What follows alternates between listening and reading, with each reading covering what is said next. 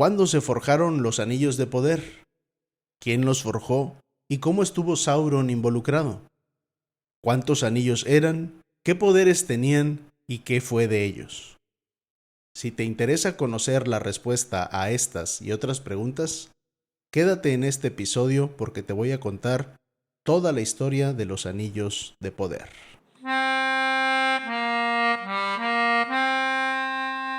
Hola chicas y chicos, yo soy Hadadro y esto es mi podcast, Secretos de la Tierra Media, un espacio dedicado a la exploración del universo literario de J.R.R. Tolkien. 3 anillos para los reyes elfos bajo el cielo.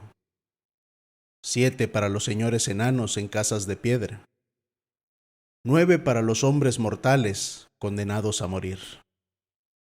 1 para el Señor Oscuro sobre el trono oscuro en la tierra de Mordor, donde se extienden las sombras. 1 anillo para gobernarlos a todos. 1 anillo para encontrarlos. 1 anillo para atraerlos a todos y atarlos en las tinieblas, en la tierra de Mordor, donde se extienden las sombras. Tenemos noticias, querido auditorio. El 14 de julio de 2022 se estrenará a nivel mundial el tráiler, o quizás más bien teaser, de la serie El Señor de los Anillos, Los Anillos de Poder, que los estudios Prime Video de Amazon lanzará el 2 de septiembre de 2022. Debido a ello, y preparándonos con todos los temas más importantes que debemos conocer del canon de Tolkien previo a la serie, es que les traigo el episodio de hoy de Los Secretos de la Tierra Media. Haremos en esta ocasión una cronología de todo lo esencial acerca de la forja de los anillos de poder y el anillo único, el anillo regente, el anillo de Sauron. Nuestro itinerario para hoy es el siguiente.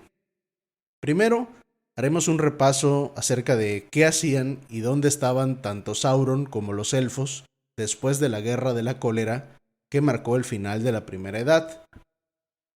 Después hablaremos de los llamados anillos menores, cuando inició la forja de los anillos menores, para después abordar la forja de los anillos de poder.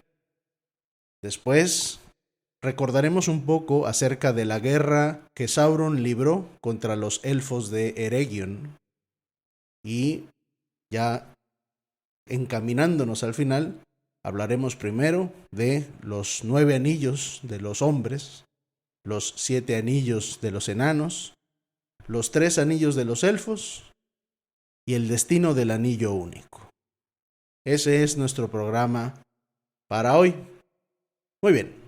La primera edad del Sol, terminó con la gran batalla en la que el ejército de Valinor derribó unas montañas conocidas como el Tangorodrim y venció a Morgoth, el enemigo oscuro del mundo. Entonces, la mayor parte de los elfos Noldor regresó al lejano occidente y vivió en la isla de Eressëa, a la vista de Valinor. Y muchos de los elfos Sindar también se hicieron a la mar. Sin embargo, había una cantidad importante de elfos que se quedaron en la Tierra Media en la Segunda Edad. Esta comienza, después de la derrota de Morgoth, comienza la Segunda Edad en el año 1 aproximadamente, con la fundación de los Puertos Grises y del reino élfico de Lindon, en las costas del noroeste de la Tierra Media, más allá de las montañas azules. Reitero, no todos los elfos se hicieron a la mar, todavía había una presencia muy importante de elfos Noldor en la Tierra Media a principios de la Segunda Edad, y de hecho son ellos en buena medida quienes protagonizan los grandes eventos de este periodo de la historia de Arda, que además es de los más extensos, contando con un total de 3.441 años. Esto es lo que duró la Segunda Edad del Sol. Por supuesto, las personas se preguntan con mucha frecuencia qué marca el inicio y el fin de una edad. Es simplemente una convención establecida por los historiadores, por quienes llevan los registros temporales de los diversos reinos. La segunda edad ocurre 3000 años antes de la Guerra del Anillo. La Guerra del Anillo, la pugna final entre los pueblos, los pueblos libres que quedaban en el noroeste de la Tierra Media y el Señor de Mordor, tiene lugar entre los años 3018 y 3019 de la Tercera Edad. 3000 años antes, lo último que ocurrió de la Segunda Edad fue la derrota parcial del Señor de Mordor en la Guerra de la Última Alianza. Los eventos de los que hablaré aquí tienen lugar miles de años antes. Nos vamos entonces básicamente 6500 años antes del tiempo de las películas, al año 1 de la Segunda Edad, cuando se forjan los puertos grises y el reino élfico de Lindon. En aquel entonces, Sauron estaba escondido en la Tierra Media, no se sabía nada de él. Recordemos que durante la Primera Edad, Sauron alcanzó gran poder al servicio de Morgoth, de Melkor. Era su segundo al mando, su capitán principal. Después de la Guerra de la Cólera, tras la derrota de Melkor, a Sauron le fue ofrecida la oportunidad de dirigirse al lejano occidente y tratar de expiar sus pecados, de pedir perdón ante los Valar. Sin embargo, como había alcanzado gran poder y dignidad con Morgoth, Sauron no estaba dispuesto a aceptar una posible sentencia de servidumbre ante los Valar, así que prefirió esconderse en la Tierra Media. Y permaneció con un perfil bajo, no se sabe nada de él, durante un largo periodo de básicamente 1000 años. Lo único que vagamente dicen los registros de la Segunda Edad, que por cierto son imprecisos y escasos, es que más o menos por ahí del año 500 parece que Sauron comienza a agitarse otra vez en la Tierra Media. Lo siguiente relevante para la cronología de hoy es que más o menos en el año 750 de la Segunda Edad, más de 700 años después de la fundación del reino de Lindon, algunos de los elfos Noldor que habitaban en Lindon viajaron, se internaron más en la Tierra Media y fundaron el país de Eregion, también conocida como Aceveda en las lenguas de los demás pueblos libres, Eregion en la lengua élfica. Y en el año 1000 de la Segunda Edad, más o menos en el año 1000 de la Segunda Edad, es que tenemos la primera noticia importante de Sauron. Para ese entonces, la civilización númenoriana estaba alcanzando gran esplendor. La isla de Númenor fue traída de las profundidades del mar a la superficie por los Valar al final de la Guerra de la Cólera como una recompensa para los humanos que hombro con hombro lucharon junto con los elfos para derrotar a Melkor en aquella gran guerra del final de la Primera Edad. Para el año 32, más o menos, de la Segunda Edad, es que esos humanos, los llamados Edain, llegaron a la isla de Númenor y establecieron un gran reino. Sin más, quizás la civilización más poderosa y esplendorosa que jamás haya habido en la Tierra Media. Esta civilización, a lo largo de ese primer milenio de la Segunda Edad, detonó económica, política y militarmente de manera impresionante. En el año 1000, Sauron se da cuenta de este crecimiento que tienen los Númenóreanos y opta entonces por iniciar sus planes para conquistarlos a todos y quitárselos de encima, ¿no?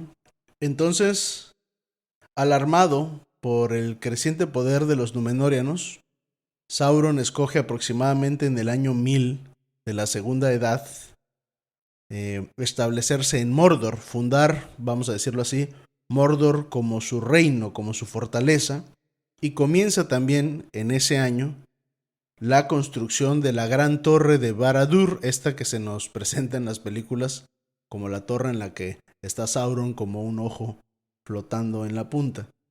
Si bien esto no es del todo acertado o bastante desacertado, es una imagen muy poderosa que el equipo de Peter Jackson pues ha divulgado con mucho éxito y hoy se ha vuelto pues el gran símbolo de Sauron, ¿no? Pero Sauron, hay que decirlo, en realidad tenía una presencia física, era un individuo antropomorfo en la Tierra Media más o menos desde el año 1050 de la tercera edad, no era un ojo flotando en una torre. Alarmado entonces por el crecimiento de los Númenóreanos, Sauron se da cuenta que la región conocida como Mordor está rodeada de montañas, le sirve de protección, es un buen lugar para que crezcan sus ejércitos de criaturas malignas, incluyendo por supuesto a los orcos, y lo elige como su gran bastión de poder. Y comienza la construcción de la gran torre, símbolo de su poder, Barad-dûr.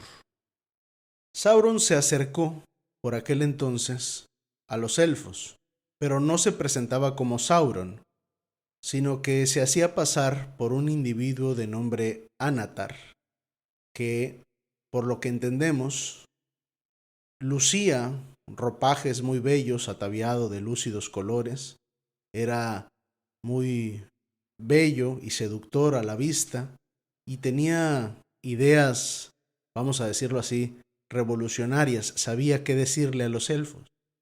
Quería acercarse a ellos porque en secreto Sauron odiaba a los elfos y lo que quería era gobernarlos a todos.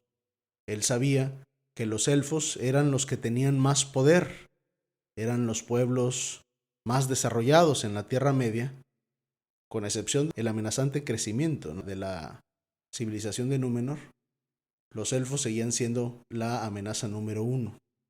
Entonces empezó a fraguar algún plan para hacerse del control de ellos, pensando que si gobierno a los más poderosos, pues los demás caerán poco a poco con el tiempo, ¿no? Bueno, los elfos Noldor, que habitaban aún en la Tierra Media, tenían el deseo de, de que, ¿cómo decirlo?, de que la Tierra Media fuera bella como era el reino de Valinor. Ellos abandonaron en buena medida, muchos de ellos, básicamente todos ellos, abandonaron las tierras imperecederas, el occidente, y regresaron a la Tierra Media con el objetivo de formar grandes y esplendorosos reinos. Entonces, algunos de los elfos Noldor, tras la Guerra de la Cólera en la Primera Edad, abandonaron ese interés, ese deseo, y se volvieron a las tierras imperecederas, al occidente. Pero una buena cantidad de ellos, como les decía al principio, se quedó en la Tierra Media. Es muy importante comprender primero ese interés. Los elfos deseaban hacer de la Tierra Media un hogar bello. Por otro lado, es muy importante repasar, recordar, tener muy presente cómo puede ser la, no sé, quizás angustia o mejor la fatiga que tienen los elfos de la vida, recordando cómo es que opera la llamada inmortalidad de los elfos. Por ministerio de Ilúvatar, Dios, los elfos son seres encarnados, seres en los que conviven un alma y un cuerpo, pero el alma que habita los cuerpos no puede abandonar el mundo cuando los cuerpos mueren. Un elfo pierde la vida, el cuerpo, pero el alma permanece como un espíritu, así como un espectro, dentro de Arda, la tierra. Debe entonces dicha alma, o espíritu, como le quieran llamar, dirigirse a un lugar de espera, a unas estancias que se conocen como las estancias de mandos. Pasan ahí un tiempo indeterminado, no sabemos, no hay una medida precisa. Quien decide cuando uno de esos cuerpos está listo para abandonar las estancias, es probablemente el Vala, que es el señor de las estancias, el Vala Namo, conocido como mandos, porque en realidad son las estancias las que se llaman mandos. Las estancias de mandos están a cargo del Vala Namo. Bueno, los elfos entonces, después de hacer el periodo de espera, son, como decía Tolkien, repersonificados. Las almas que hacían espera en las estancias, se les permite habitar nuevamente cuerpos esencialmente idénticos a los cuerpos originales en los que se encontraban. No tienen que volver a pasar por la infancia, nacimiento, infancia, desarrollo, juventud. No. Simplemente si murió adulto de 2500 años, bueno, pues es devuelto a un cuerpo idéntico al anterior con 2500 años de antigüedad, digamos. Y con todas las memorias, con todos los rasgos de personalidad, es de hecho la misma persona. En ese sentido es que los elfos son inmortales, no es que sus cuerpos sean invulnerables, sino que sus almas prevalecen en el mundo hasta que el mundo deje de existir, ¿no? Entonces no son eternos, sino que su existencia está íntimamente relacionada con la existencia de este mundo.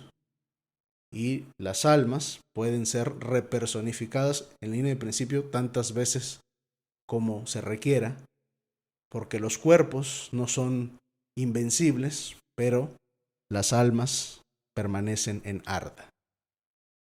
Con los humanos ocurre lo opuesto. Su estancia en este mundo es muy breve y las almas sí abandonan el mundo, y por eso se dice que mueren en verdad, y los elfos se refieren a los humanos como los huéspedes. Bueno, ¿qué importancia tiene comprender la inmortalidad de los elfos en el tema de los anillos de poder? Bueno, muy sencillo. Para los elfos, nada de lo que existe en este mundo dura lo suficiente. Ellos están condenados a vivir en un mundo en el que los reinos nacen y desaparecen, en el que cosas que nosotros humanos, que vivimos muy poco tiempo, consideraríamos que siempre han estado ahí, como por ejemplo nuestro idioma, para los elfos no es el caso. Las lenguas mutan varias veces en el transcurso de la vida de un elfo. La vida de un árbol para un elfo es como un fin de semana, ¿no? Un castillo majestuoso, una gran morada, pues durará siglos si está hecha con grandes artes y técnicas de construcción, pero aún así no durará para siempre.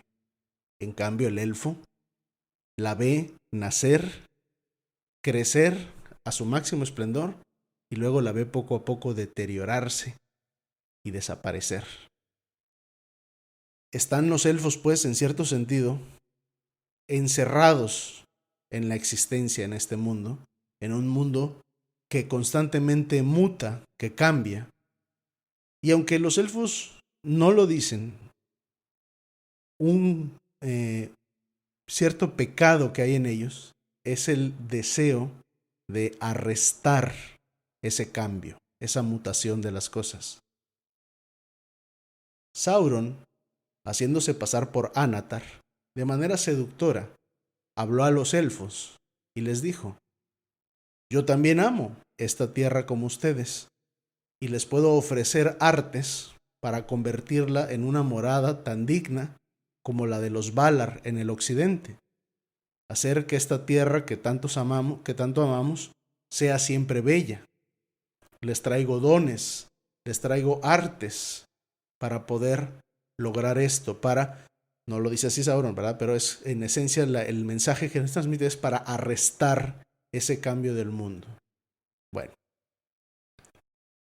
los elfos, algunos no lo escucharon, otros sí lo escucharon. En Lindon, donde estaba el rey Gil-galad, su heraldo Elrond, y su padre adoptivo y consejero Círdan, el señor de Midlond, guardián de los puertos grises, carpintero de los barcos, esos tres sabios elfos no escucharon a Anatar, De hecho, Gil-galad se negó a darle entrada al reino de Lindon. Sin embargo, en el país de Eregion, en el país de Aceveda, que ya en ese entonces era liderado por Celebrimbor, sí se le dio entrada a Anatar, sí le prestaron oídos a estas seductoras palabras y a esta promesa que les hacía de dotarles de las artes y conocimientos necesarios para detener el deterioro del mundo, la fatiga que les causaba vivir en un mundo que constantemente cambia, en el que nada permanece, solo ellos permanecen para verlo todo nacer, crecer y morir.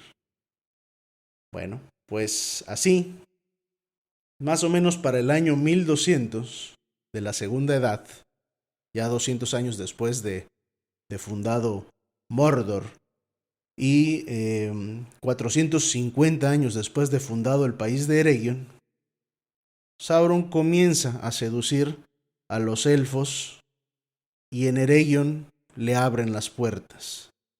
Y comienza entonces un periodo de ensayos en las artes de la herrería. Anatar les ofrece conocimientos y los elfos de Eregion, que pertenecían a la escuela de Feanor, con las artes de la herrería feanoriana, fusionan sus conocimientos para iniciar la forja de anillos de poder. Era mediante anillos que los elfos podían aspirar a arrestar el cambio del mundo. Entonces, en respuesta a una de las preguntas más recurrentes y más importantes, ¿qué poder otorgaban los anillos de poder? El de controlar el cambio del mundo, si no arrestarlo, por lo menos ralentizarlo lo suficiente como para, en la experiencia cotidiana, decir que lo han suspendido. Los elfos forjaron anillos de poder, los elfos de Eregion forjaron anillos de poder y utilizaron las artes que Anatar les suministró con el objetivo de lograr que la Tierra Media fuera siempre bella, una morada siempre bella para ellos. Por supuesto, de manera oculta, subrepticia, en esas artes que Anatar le brindó a los elfos, venía la traición, el deseo de subyugarlos, de gobernarlos a todos. Ellos simplemente aplicaron los conocimientos de Anatar, pero no comprendían, no eran capaces de prever las consecuencias ocultas del uso de esos conocimientos, técnicas, artes. Mezcladas entonces con las feanorianas, pues Celebrimbor era nieto de Feanor, lograron estos artefactos, estas joyas esplendorosas. Sin embargo, la forja de los anillos de poder no era una cosa inmediata ni una cosa sencilla. Entre el año 1200 y el año 1500 se forjaron anillos menores, anillos que no tenían el grado de habilidad, el grado de destreza necesaria, eran experimentos, pruebas, ensayos propiamente. No se sabe cuántos de estos anillos menores fueron creados, ni se sabe qué fue de ellos, cómo fueron distribuidos por el mundo. Seguramente muchos de ellos se perdieron, pero otros andarán por ahí. Bueno, no es sino hasta el año 1500 de la Segunda Edad que la habilidad de los herreros de Eregion, instruidos por Sauron, haciéndose pasar por Anatar, alcanza su máximo nivel, alcanza su cima. Empieza entonces en el año 1500 de la Segunda Edad, aproximadamente unos 5000 años antes de las películas, comienza la forja, ahora sí, de los anillos de poder. Ya ensayaron lo suficiente ya hicieron sus anillos menores, ahora comienza la forja de los anillos de poder. ¿Cuántos anillos se forjaron? Bueno, bajo la supervisión de Anatar, Sauron, 16. Sin embargo, en el año 1590, Sauron ya había abandonado Eregion. A como están establecidos los registros, aparentemente Sauron estuvo con los elfos de Eregion desde el año 1200 hasta más o menos el año 1590. Y la forja de los anillos de poder comenzó en el 1500, o sea que le tomó a los elfos algo así como 90 años forjar los anillos de poder. Y 300 años estuvieron haciendo ensayos. Sauron estuvo viviendo casi 400 años en Acebeda, en Eregion, con los elfos, enseñándoles la forja de anillos, practicando con ellos las artes de la forja. Y así más o menos en el año 1590, Sauron se va de Acebeda y se dirige a Mordor. Yo me imagino, y tiene bastante sentido asumir, que los elfos pues no sabían, ya esto era claro, que no sabían que era Sauron y no sabían que Mordor era su reino, además de que muy probablemente en aquel entonces pues todavía no era claro lo que Mordor representaba. Cuando Sauron se va, Celebrimbor forja en secreto para Sauron 3 grandes anillos, los 3 mejores anillos de los forjados con las artes feanorianas y llamémosles sauronianas, que son conocidos para nosotros como los 3 grandes anillos de los elfos. Y en el año 1600, 10 años después, Sauron en secreto forja en el Orodruin el anillo único, el anillo regente, el anillo para gobernarlos a todos. ¿Pero quiénes son todos? Los elfos. Y en concreto, de manera directa, a los líderes élficos que fueran portadores de los anillos de poder. El objetivo del anillo único era controlar las mentes y las acciones de los portadores de los anillos de poder, que hasta donde Sauron sabía eran 16. En secreto, Celebrimbor forjó otros 3. Y en el año 1600 Sauron culmina la forja del anillo único. En ese momento, él hace su evocación, ¿no? Como reza la inscripción, podemos imaginar a Sauron poniéndose el anillo y diciendo: un anillo para gobernarlos a todos, un anillo para encontrarlos, un anillo para atraerlos a todos y atarlos en las tinieblas, en la tierra de Mordor, donde se extienden las sombras, ¿no?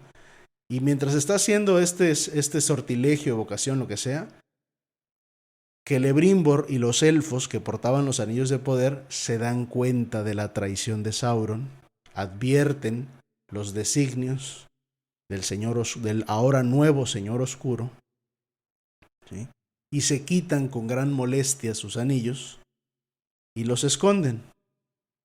En el año 1603 1693, Sauron declara la guerra a los elfos de Eregion y los anillos son ocultados, especialmente los 3 anillos que conocemos como los anillos de los elfos, pero ya quedó claro que los 19 anillos eran para los elfos, ¿no?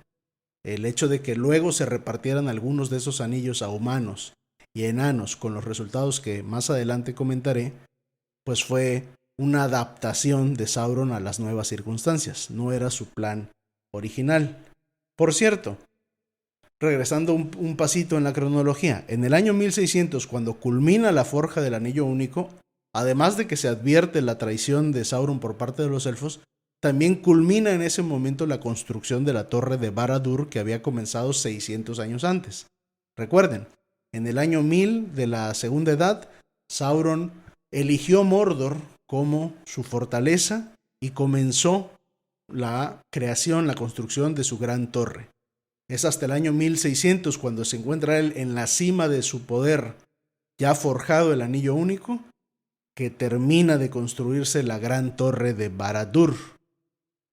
93 años después, en el año 1693, entonces Sauron decide reclamar a los elfos los anillos de poder, so pretexto de que miren, los hicieron con las artes que yo les enseñé, así que son míos, entréguenlos.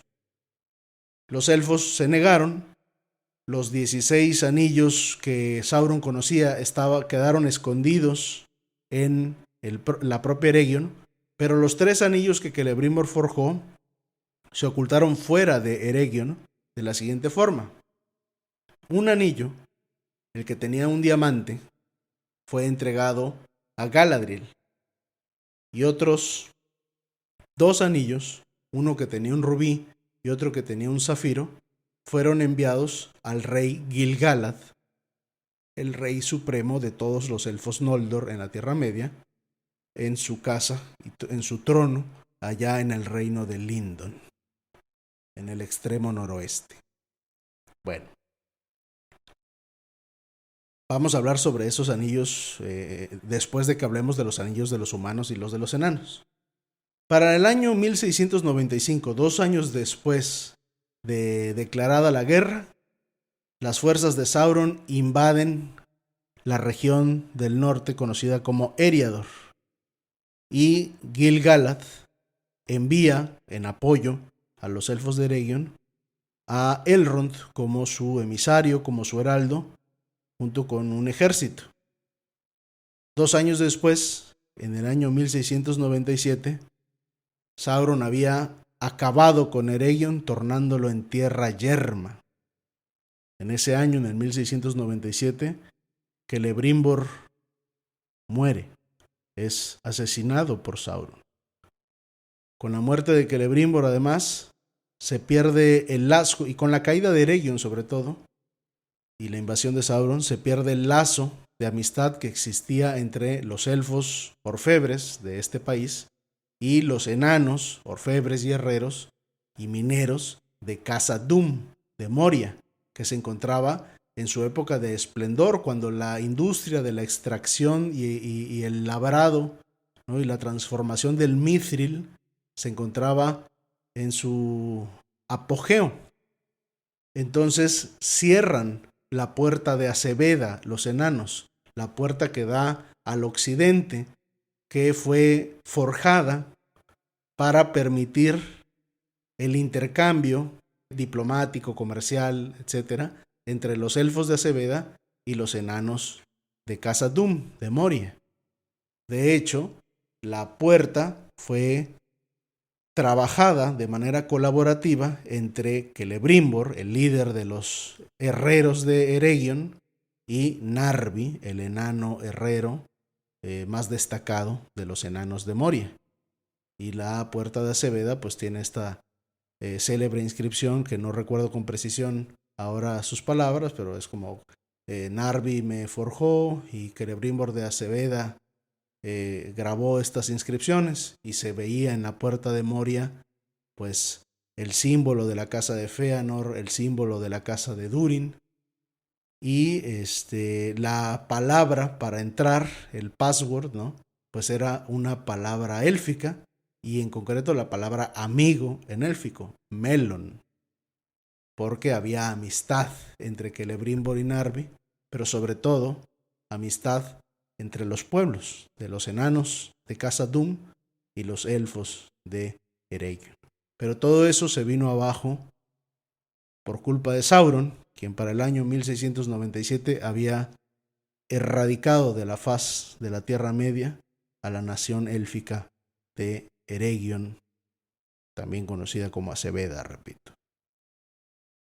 Elrond no logra derrotar a Sauron y tiene que refugiarse, y encuentra y escoge quedarse en un valle conocido como Imladris, lo que nosotros llamamos Rivendell, y ahí se asienta, y desde entonces ese se vuelve el asiento de poder de Elrond. La casa de Elrond está en el valle de Imladris, en Rivendell. Ese es el nombre del valle. Rivendell es el nombre del valle, no es el nombre de la ciudad. No sé si tenga nombre la ciudad, yo no lo conozco. Lo único que se dice es que la casa de Elrond está en ese valle, en el valle de Imladris. 2 años después, para el 1699, Sauron ya anda suelto por Eriador, asolando todo, ¿no? Sauron asuela Eriador. Esto termina, esa guerra entre Sauron y los elfos, se ve interrumpida en el año 1700, ¿no? 100 años después de la forja del anillo único, 110 años después de que culminara la forja de los demás anillos de poder, en el año 1700, los Númenóreanos, que estuvieron desarrollándose sin quien los interrumpiera a lo largo de casi 2000 años, ¿no?, en su isla, envían una gran flota para ayudar a sus amigos los elfos del noroeste de la Tierra Media. El rey de Númenor era Tar-Minastir. Y esa gran flota derrota a Sauron y lo expulsa. Sauron lo vienen persiguiendo, ¿no? Le vienen pisando los talones, pero logra huir y guarnecerse en Mordor. Y allí se queda expulsado de Eriador durante largo tiempo, brindando paz a las tierras del oeste, ¿no? Ahí Sauron se queda siglos enteros, recuperando sus fuerzas en Mordor y preparándose para nuevos males y continuar con sus planes. Durante ese tiempo, a partir de ese momento, es que inicia la distribución de los anillos de poder. Porque, ojo, tras acabar con Eregion, Sauron recuperó los 16 anillos, pero no pudo recuperar los 3, bueno, recuperar entre comillas, no pudo hacerse de los 3 que forjó Celebrimbor en secreto. Recuperó 16, los que él ayudó a forjar de manera directa. Esos los distribuyó, los entregó a 9 reyes, guerreros y hechiceros de los hombres y a 7 reyes y señores de los enanos. Terminada la guerra de Eregion, inicia la distribución de los anillos de poder. Entonces el poema del anillo que dice 3 anillos para los reyes elfos bajo el cielo, 7 para los señores enanos, 9 para los hombres, en realidad es escrito con posterioridad, porque originalmente los anillos eran todos para los elfos. Reitero lo que dije desde el principio en este episodio del podcast. Sauron lo que quería era gobernar a los elfos. Para empezar, porque los odiaba profundamente y porque eran los que tenían más poder. Entonces, divisó, planificó, ¿no?, estructuró este gran plan para gobernarlos a todos los elfos, para que una vez que estuvieran bajo su control, gobernara a las demás razas. Los elfos que forjaron los anillos de poder eran individuos de gran sapiencia y poder, que forjaron esos anillos, como les dije, con el objetivo de detener el cambio del mundo, el deterioro de las cosas y ahorrarse la fatiga del mundo que les causa su cambio constante, ¿no?, mientras que ellos permanecen como elfos inmortales. Quienes forjaron esto, reitero, eran individuos de gran poder. Así que Sauron, para poder someterlos a todos esos portadores de anillos a su voluntad, debía invertir mucho de su propio poder, de su gran y vasto poder, en ese anillo único que forjó, en ese anillo regente. Si se comprende bien la manera en la que funcionan los anillos, parece que es como una suerte de red, son como canales a los cuales dirige Sauron su voluntad desde el anillo único. Él tiene el anillo único y entonces, por ministerio de su gran voluntad y poder, tiene acceso a la mente y al control de las acciones de los portadores de los demás anillos de poder. Como los portadores de los anillos de poder iban a ser señores élficos de gran poder y voluntad, el anillo único debía ser más poderoso que todos ellos juntos. Entonces, Sauron tuvo que incurrir en una decisión que tuvo un alto costo personal. Donar, invertir, poner gran cantidad de su poder, quizás casi todo su poder y fuerza, en ese objeto físico, en ese anillo, en esa joya, que era, por cierto, la más austera en términos estéticos de todas, ¿no? Los anillos élficos eran obras artesanales, eran bellos, de distintos materiales, con piedras incrustadas. Eran obras de arte los anillos de poder. El anillo de Sauron era pragmático, era simple, austero, una argolla de oro, sin más, ¿no? Pero infundida con tremendo poder y voluntad, la de Sauron. El precio personal por hacer esta inversión de sus fuerzas fue alto, pues Sauron ató su destino al de este objeto, externalizó su poder, lo depositó en un objeto fuera de él, y en ese sentido se volvió más débil, pues ahora dependía del objeto y, reitero, su destino queda atado al destino del objeto. Claro, a través del objeto, él pretendía pues lograr sus macabros planes y ejercer ese poder de una manera directa sobre otros individuos. La gran característica de Sauron es su abominable deseo de dominar a otras personas, de someterlas a sus designios y voluntad. Y por eso lo que creó es un anillo único para gobernarlos a todos. Muy bien.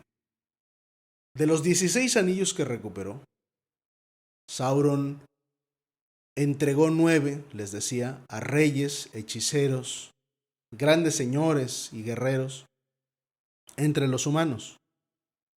De esos reyes, hechiceros y grandes señores, poco es lo que se sabe.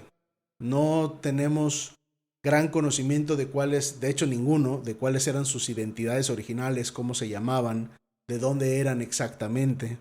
Hay alguna información muy vaga, ¿sí?, que les compartiré en las transmisiones en vivo cuando leamos ese capítulo final del Silmarillion, de los Anillos de Poder y la Tercera Edad. De la Tercera Edad y los Anillos de Poder, más bien. Pero son cuestiones generales. Ojo que por ahí existe un juego de rol. Creo que de la empresa la casa se llama Crown Enterprises. Y en ese juego de rol se mencionan los nombres de los 9 Nazgûl, y uno de ellos, de hecho, es mujer. Y creo que se llama Alfonsina, una cosa así. Pero esos nombres no son canónicos, esos no son nombres que haya otorgado Tolkien. Tolkien dejó en el misterio las identidades de los 9 humanos que aceptaron los anillos de Sauron. Claro, los humanos son ambiciosos, o en particular estos humanos eran ambiciosos, y cuando Sauron les ofreció poder y quizás inmortalidad a cambio de portar su anillo como símbolo de su vasallaje al señor de Mordor, pues estos cayeron redondos, ¿no? Víctimas de la ambición y quizás de esa promesa de vida, de inmortalidad, no de vida eterna, no me parece apropiado, de inmortalidad, pues cayeron fácil. Sauron comprendía muy bien la psicología más elemental, los grandes temores tanto de los elfos como de los humanos. Sabía que los elfos, su punto débil era su inmortalidad, así como la mortalidad era el punto débil de los humanos. Los humanos entonces cayeron redonditos en las redes de control, de dominio de Sauron y pasaron a conocerse como los Nazgûl, que significa, esa palabra significa espectros del anillo. El anillo único es un objeto infundido con el poder de un Maiar, de un espíritu primigenio nacido de la mente de Dios, de Ilúvatar, y que existe antes de que existiera materialmente el mundo, existe antes del tiempo y del espacio. En Arda, al parecer, hay dos planos de existencia. El plano material, donde habitan los seres encarnados, como los humanos, los elfos, los enanos, los hobbits, que los hobbits cuentan más o menos como humanos. Y el plano de los espíritus, a veces referido en El Señor de los Anillos como el reino de las sombras, que es donde habitan de manera original los Valar y los Maiar. Sauron es un Maiar.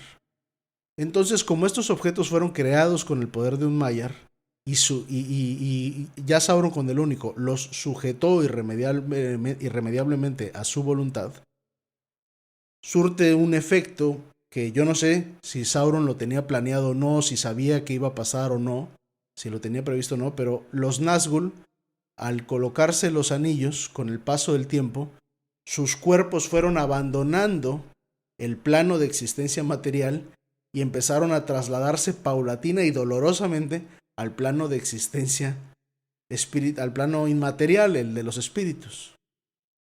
¿Sí? Además, ejerciendo su poder tremendo, Sauron, sobre estos individuos humanos, extendió de manera sobrenatural sus vidas. Mientras ellos deberían haber muerto a los 70, 80 años como mueren los humanos, Sauron impidió que murieran, extendió su existencia en este mundo. Y entonces los Nazgûl vivían constantemente bajo la tortura de una vida que no se acababa, ¿no? Atormentados por Sauron y esclavizados irremediablemente a su voluntad. Estos 9 individuos que se volvieron los más terribles, los más temibles y tenebrosos sirvientes del Señor de Mordor, fueron vistos por primera vez y registrados en los anales de la historia por ahí del año 2251 de la Segunda Edad.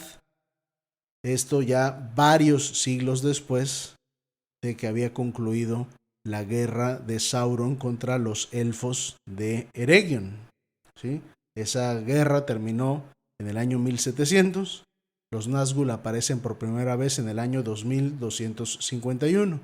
Aprovecho para hacer una cápsula porque mucha gente está interesada en los videojuegos estos titulados Shadow of Mordor y Shadow of War. Si no estoy mal informado, me parece que en esos juegos se juega con la idea no canónica de que Isildur es uno de los 9 jinetes, de los 9 espectros del anillo. Esto es completamente desacertado. Los Nazgûl fueron vistos por primera vez en el año 2251 y eso es 1000 años antes de que Isildur siquiera haya nacido. Así que no. Cuando Isildur nació, los 9 Nazgûl ya existían, llevaban más o menos 1000 años aterrorizando el mundo. Él no es uno de ellos. Bueno, vamos ahora con los 7 anillos de los enanos. ¿Qué pasó con los anillos de los 9 que le dio a los humanos? Pues nada, quedaron siempre bajo el control de Sauron, ¿no? Y los humanos quedaron de hecho tan atados a la voluntad de Sauron que cuando Sauron pierde el único, como sabemos y como repasaremos para el final de este episodio, estos seguían siendo sirvientes de Sauron. Por cierto, los espectros siempre estuvieron vivos, y también aprovecho para hacer otro paréntesis, otra aclaración. En la trilogía de Peter Jackson, extraída como adaptación de la obra de Tolkien, El Hobbit, hay por ahí una escena en la que Gandalf y Radagast, un individuo que nunca aparece, pero que aquí en estas películas lo hicieron aparecer y varias veces, además como un personaje chusco en lugar de como un mago respetable, llegan a un lugar que no recuerdo ahora el nombre, pero que me parece no existe en los libros, es solamente un nombre inventado para esas películas, y encuentran las tumbas de los 9 sirvientes de Sauron abiertas. Los Nazgûl nunca estuvieron muertos, no tenían tumbas y no estaban encerrados ahí por nadie. Los Nazgûl andaban libres por la Tierra Media, haciendo sus fechorías y cumpliendo con los encargos de Sauron, con quien muy seguramente nunca perdieron comunicación, pese a que éste no estuviera aún manifestado físicamente en la Tierra Media, cosa que hace hasta, más o menos les digo, el año 1050 de la Tercera Edad, 1000 años después de que es separado del Anillo Único. Y, vuelvo a decirlo, nunca fue un ojo sobre una torre. Solo hay 1000 años en los que prevaleció como un espíritu, y cuando cae la sombra sobre el bosque verde, que pasa desde entonces a llamarse el bosque negro, el bosque de Mirwood, esa sombra es Sauron, quien se ha materializado nuevamente en el mundo, y sus sirvientes siempre estuvieron con él. Ok. Vamos ahora con los 7 anillos de los señores enanos.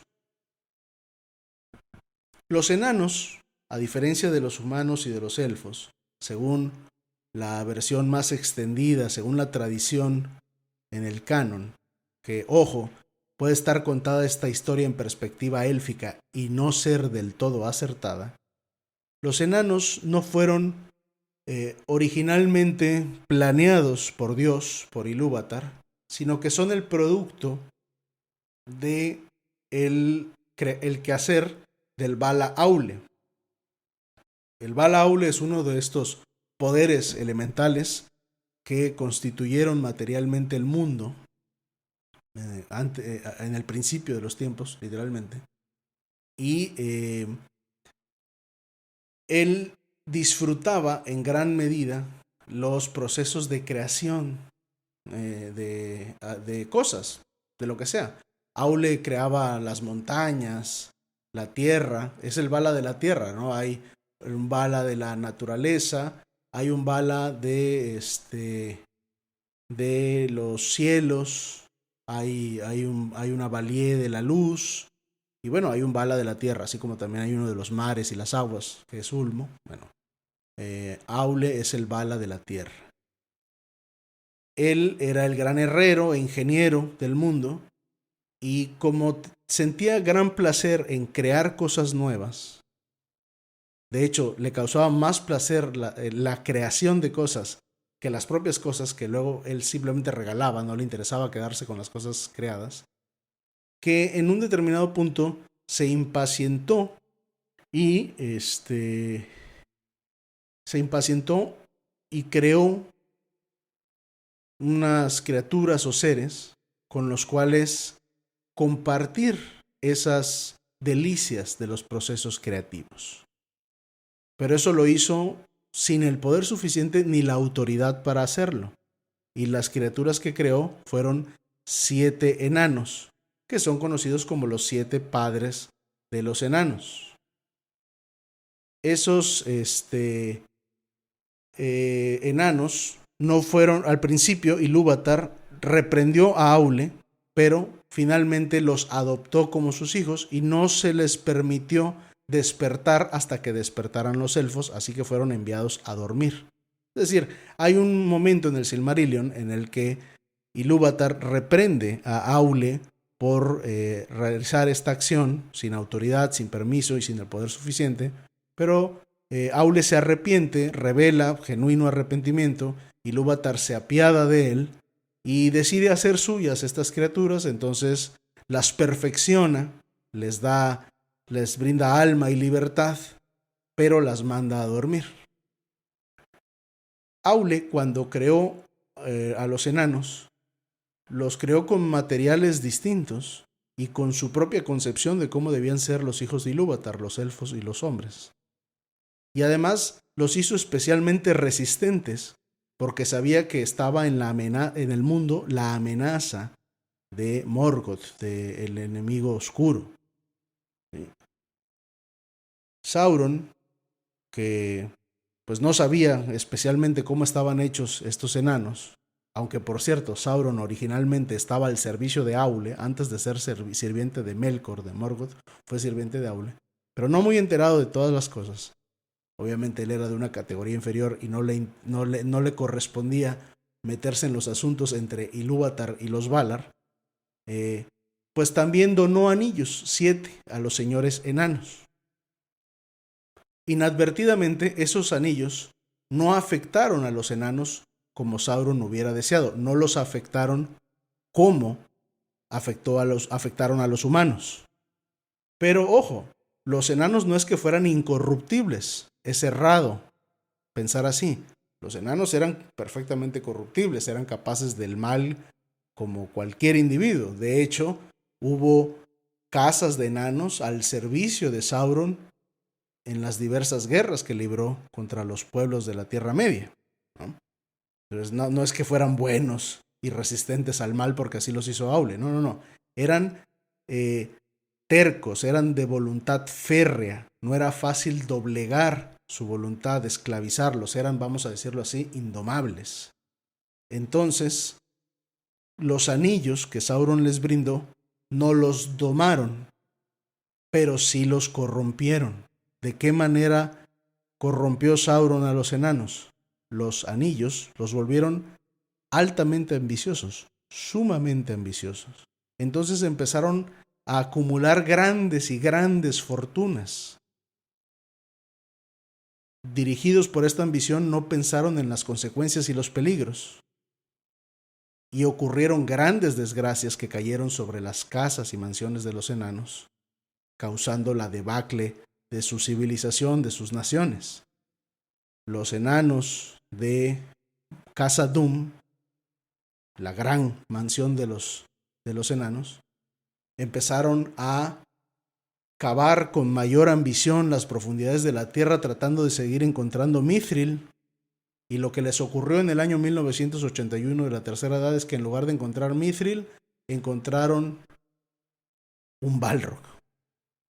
Y el Balrog acabó con su morada. Ya que pasó eso, también ocurrió por ahí del año 1700 y pico, 1800 de la Tercera Edad, que esos mismos enanos de Khazad-dûm ahora vivían en una montaña solitaria conocida como Erebor, y todavía el rey del pueblo de Durin seguía ostentando el anillo de Sauron. Era el llamado anillo de Thror, y empezó a acumular con gran ambición una enorme fortuna bajo la montaña. Y esa fortuna atrajo eventualmente a un dragón, a Smaug, porque los dragones eran también muy ambiciosos y les encantaban el oro y los tesoros. Smaug descendió sobre la ciudad de Valle, sobre Erebor, y acabó con esa nueva mansión de los enanos del pueblo de Durin. Y también más al norte, siglos antes, hubo otro dragón llamado Skatha que destruyó una casa de los enanos y se quedó con su tesoro, posándose sobre el tesoro, porque además los dragones ya que se habían hecho del tesoro, se dormían, ¿no?, sobre el tesoro, se sentaban sobre como señalando que ahora es mío. Por cierto, ese dragón Skatha le encontró la muerte a manos de un humano de nombre Faram, quien era parte del pueblo del que descienden los Rohirrim, los Eorlingas, el pueblo de la marca de los jinetes, de Rohan. Y de hecho, algunos de los tesoros de la casa de Eor, de la casa de los reyes de Rohan, devienen de ese tesoro que Fram le había quitado a Skatha cuando lo derrotó. En particular, el cuerno de Rohan, que fue cedido a Merry por el rey Éomer y la princesa Éowyn, que se quedó como una de las reliquias de la casa de Merry. Bueno, esto es lo que ocurre con los enanos. No fueron dominados por la voluntad de Sauron, pero fueron corruptos, lo que ocasionó la debacle de sus mansiones, de sus moradas, de sus naciones, Y finalmente, como Sauron lo que quería era gobernar la Tierra Media, pues destruir, aunque fuera de manera no directamente como lo planeado, destruir la oposición que los enanos podían presentarle, pues era un buen resultado para Sauron. Él seguía ganando con esto. No es muy clara la historia de esos 7 anillos, solo sabemos que Sauron finalmente recupera 3 de ellos y que los otros 4, al parecer, fueron destruidos por el fuego de los dragones, devorados por el fuego de los dragones. Y es que, ojo, los anillos de poder, pues con todo y su poder, y su belleza y las grandes artes con las que fueron forjados, pues no dejaban de ser metales de la tierra, que pueden ser destruidos seguramente de maneras bastante convencionales, y si no, pues por lo menos el fuego de los dragones era suficiente para hacerlo. En cambio, el anillo único era el único que tenía la propiedad de que solo podía ser destruido por los fuegos del monte del destino, el monte donde fue creado, donde fue forjado. Los demás anillos no. Bueno, Sauron tan recuperó 3 de esos anillos que cuando inició la guerra, en el año 3018 de la Tercera Edad, ya para el Señor de los Anillos, la historia que todos conocemos, ofreció uno a los enanos del reino de Erebor, que después de la batalla de los 5 ejércitos, pues recuperaron el reino y la morada de Erebor, y ahí habitaban, y el rey era Dain, segundo pie de hierro. Sauron envió un emisario diplomático del este, hombres del este, que finalmente le harían la guerra a los enanos de Erebor, y esa sería la participación que tendría esa nación en la Guerra del Anillo, porque no cedieron a las solicitudes de Sauron, pero les ofreció un anillo de poder a cambio de información acerca de otro anillo, un cacharrito ahí, austero, ¿no? Sin nada especial, que en realidad sería el anillo único, información sobre ese anillo y sobre un tal Bilbo Bolsón que parece que lo tenía.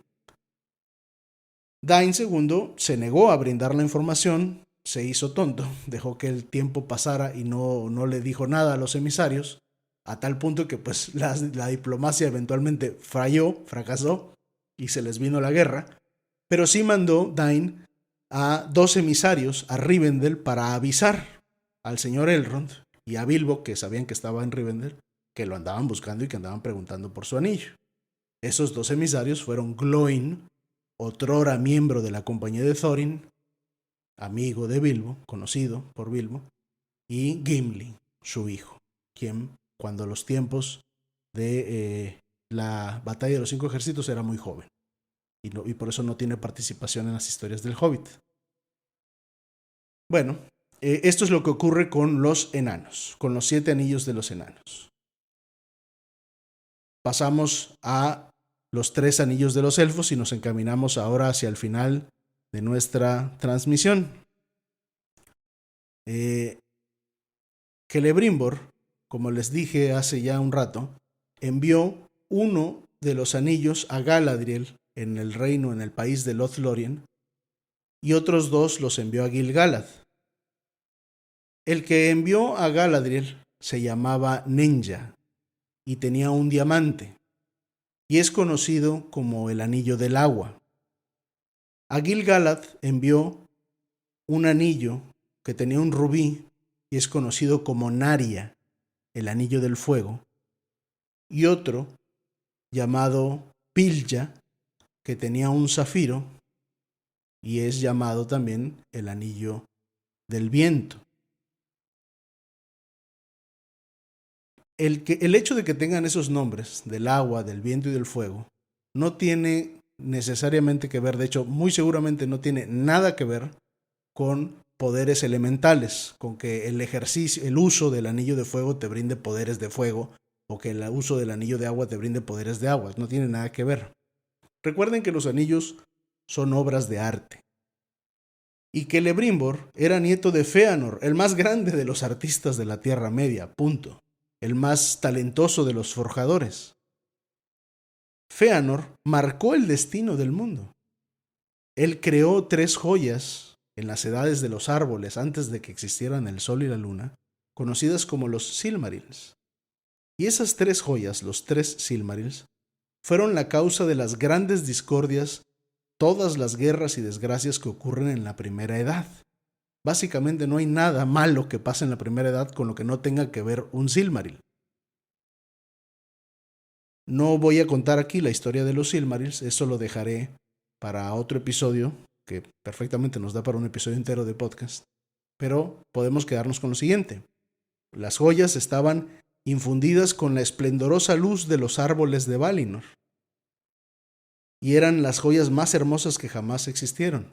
Fueron ambicionadas por muchos individuos, incluyendo Melkor, quien se hizo de ellas por la fuerza, asesinando a Finwë, el padre de Fëanor, y desatando la guerra entre los elfos Noldor y Morgoth. A partir de ese hecho es que Fëanor llama a Melkor Morgoth, lo apoda el enemigo oscuro del mundo. Desde entonces así se le conoce y así se refieren a él los registros en la historia. Bueno, esos Silmarils, al final de todas las desgracias de la Primera Edad, terminada la guerra, desaparecieron, o más que desaparecieron, quedaron fuera del alcance de cualquier habitante de la Tierra Media. Uno de ellos se encuentra en el cielo. Es el Silmaril que Earendil porta en la frente y que todos los días surca los cielos de Arda con ese Silmaril, convirtiéndose en la estrella más brillante de los cielos. Y por eso los elfos lo llaman Gil-Estel, estrella de la esperanza. Ese Silmaril quedó fuera del alcance de todos los habitantes del mundo y ahora lo porta Earendil, que desde allá nos vigila. Earendil es Venus, por cierto.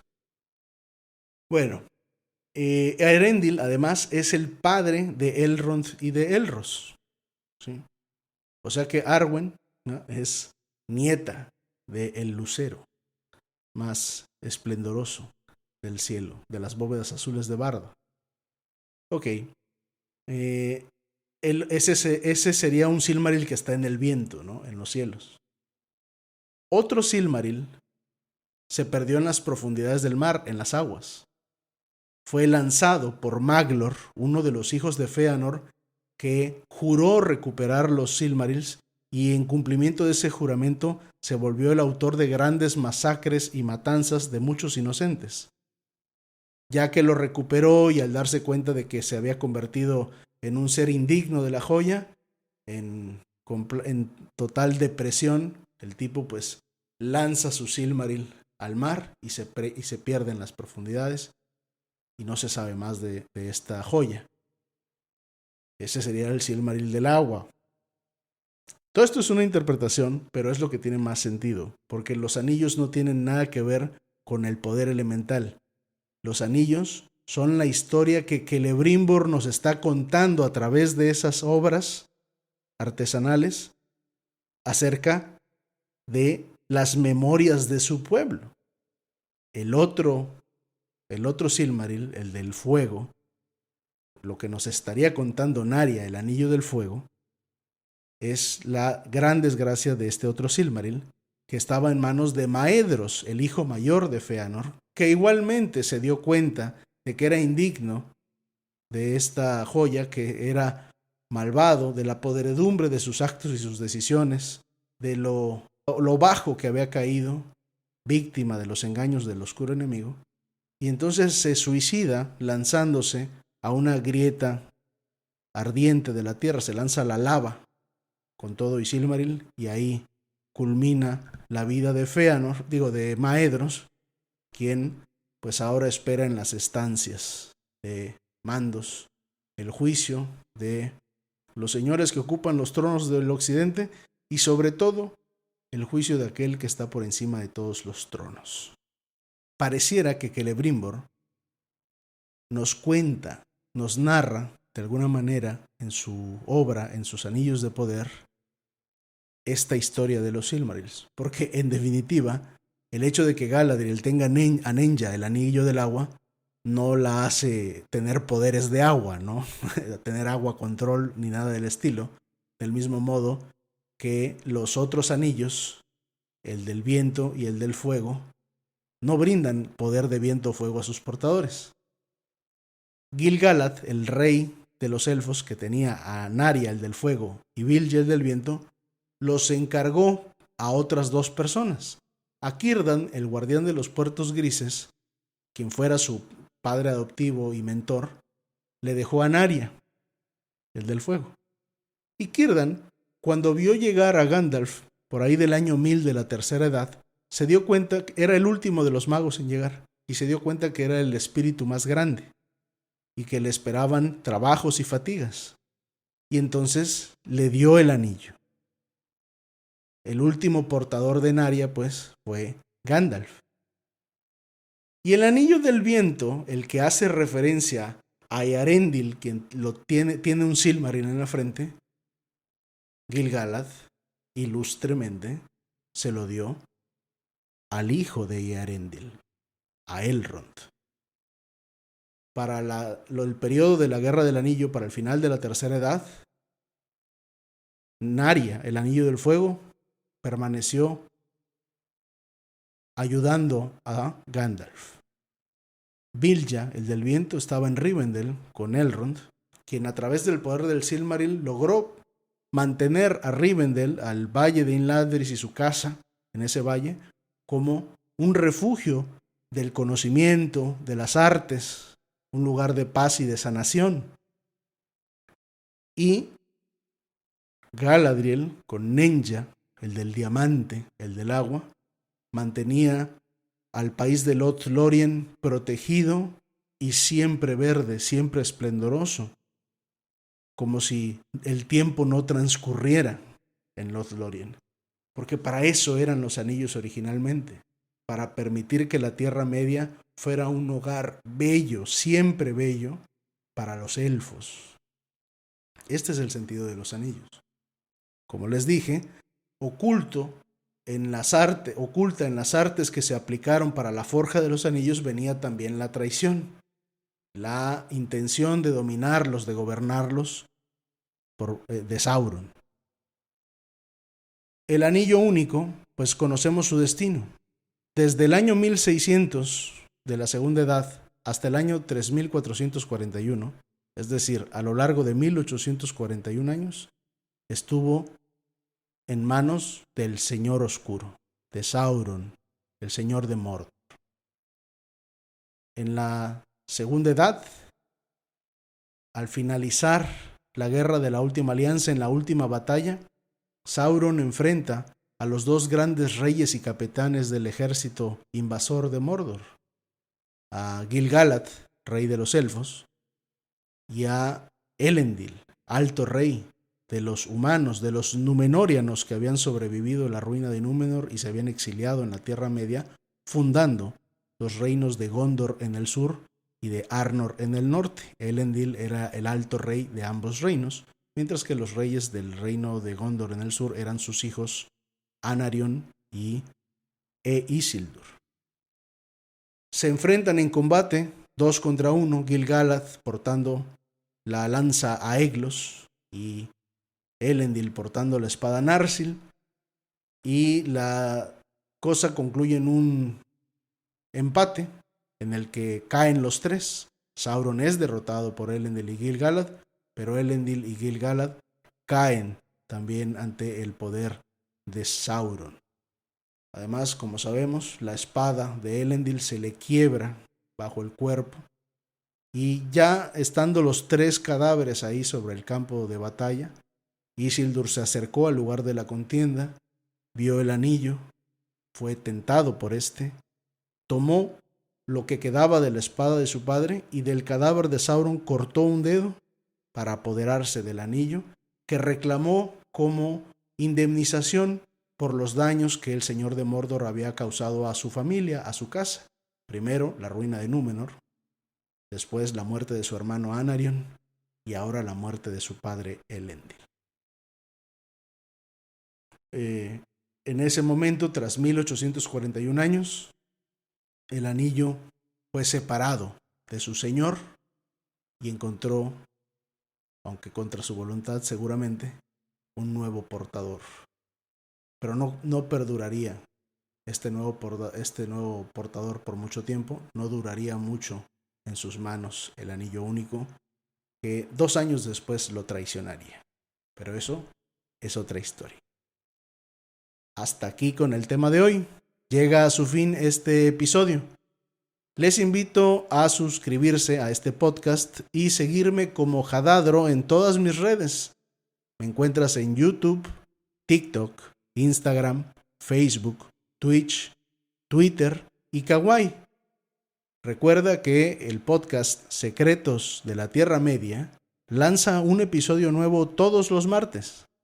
El próximo será una vez que conozcamos el tráiler o teaser de la serie de Amazon Los Anillos de Poder, y lo que haremos, a reserva de comentar algo brevemente sobre dicho teaser, será comentar de manera general las principales historias o líneas argumentales de la Segunda Edad del Sol que debiera abarcar la serie que se estrenará el 2 de septiembre y que, según han revelado en artículos en la revista Vanity Fair, pues serán las líneas argumentales que de hecho abarcará la serie. Dale like a mis videos, comenta, escríbeme un mensaje privado y cuéntame de qué te gustaría que hablemos. No olvides compartir este episodio y sígueme para continuar desentrañando juntos los secretos de la Tierra Media.